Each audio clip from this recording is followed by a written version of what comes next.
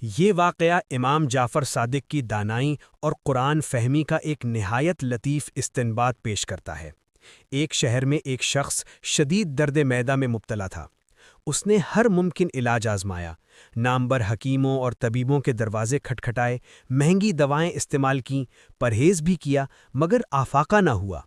دن بدن کمزور ہوتا گیا اور مایوسی اس کے دل پر چھانے لگی۔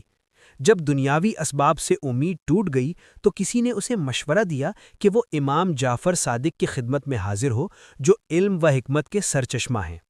وہ شخص عاجزی کے ساتھ حاضر ہوا اور عرض کیا، یا ابن رسول، میں سخت تکلیف میں مبتلا ہوں، ہر علاج آزما چکا ہوں مگر شفا نصیب نہیں ہوئی، میری رہنمائی فرمائیں۔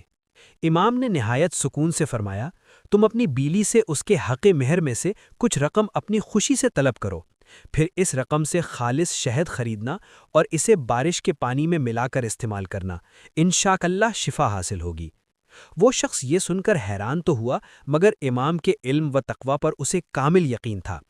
گھر جا کر اس نے اپنی بیوی سے مؤدبانہ انداز میں کچھ رقم مانگی۔ بیوی نے خوش دلی سے مہر میں سے کچھ حصہ دے دیا۔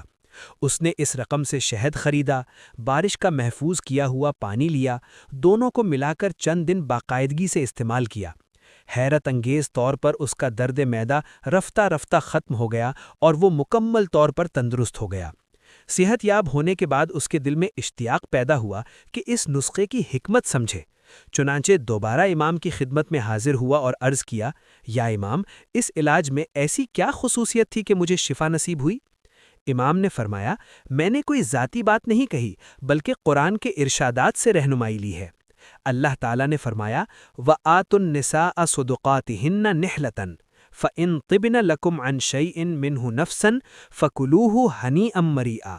سورۃ النساء آیت نمبر 4۔ یعنی عورتوں کو ان کا مہر خوش دلی سے ادا کرو، پھر اگر وہ اپنی رضا سے اس میں سے کچھ دے دیں تو اسے خوشگواری سے کھاؤ۔